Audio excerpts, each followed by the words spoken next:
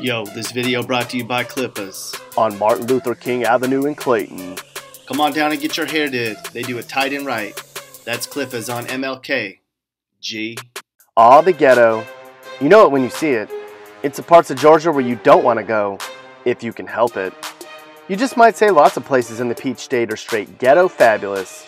Just look at Clayton County. If you went from Clayton County, well, don't try to turn up off in Clayton County. The goal today is to highlight the cities in Georgia that are the most ghetto of them all. How do we do it? We measured the things most ghettos have.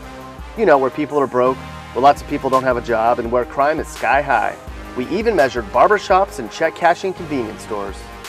Let's do this. Shall we begin? Our first stop on the ghetto tour of Georgia starts in Decatur, an Atlanta suburb, which ranks in the top 10 in Georgia for convenience stores and crime, and really low in income levels and graduation rates. Fact is, if you grew up in Decatur, there's a decent chance you've been the victim of a crime at some point. Decatur's the type of place where people get cornrows on their cats, and where you just might get iced for wearing the wrong hat in the wrong neighborhood. So you better play it safe if you want to stay out of trouble. Way out along I-95 near the coast is the ghetto city of Brunswick, which ranks 4th in the state for violence, 8th for check cashing convenience stores, and where a third of the population lives in poverty. People from Brunswick wear baggy pants to church, so you know they'll wear them when they go to work. Other signs you're from Brunswick? The local subway is behind glass. They lock up the Tide at your Walmart. This was what you got swatted with as a kid. And there's a DNA testing truck on your block.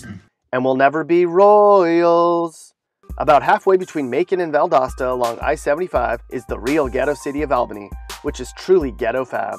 Albany is the 12th most dangerous place in the state and has the second highest unemployment rate of all large cities in Georgia. Just about every night of the news in Albany, they're talking about fights, shootings, drugs, and gangs. Sure, there's not a lot of traffic here, but a lot of people don't have jobs either, so they don't need a car anyways. But at least they have some culture here. After all, Albany has a pretty decent art museum.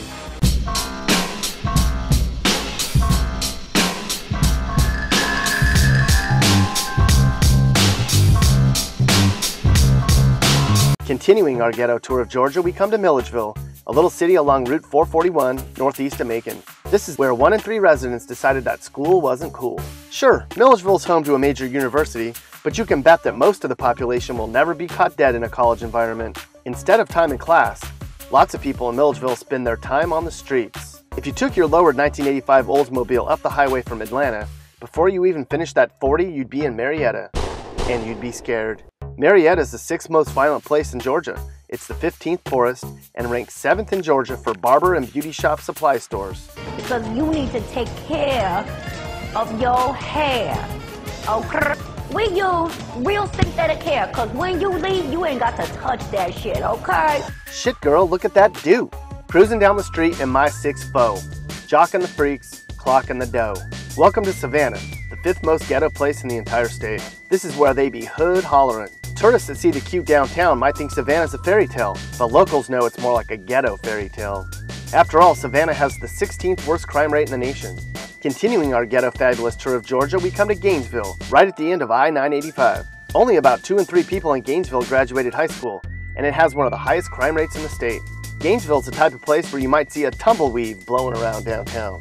But at least there's some ghetto booties in Gainesville, so you can pull up quick and get with them.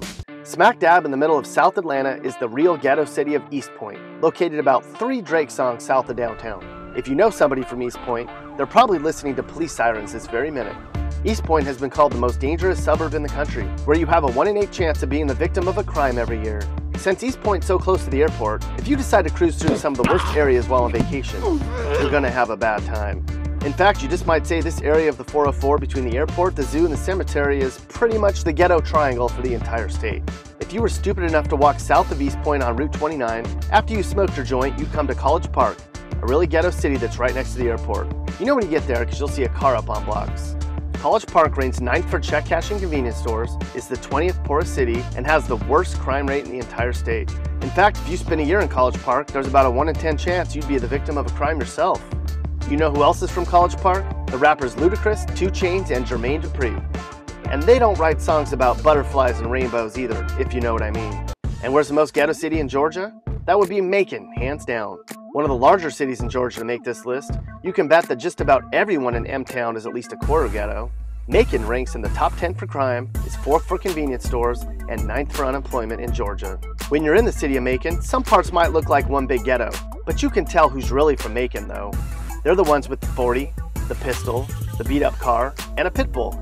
You know people from Macon are territorial too, so you better not mess around, or you might meet Ice Cube's little brother, Crushed Ice.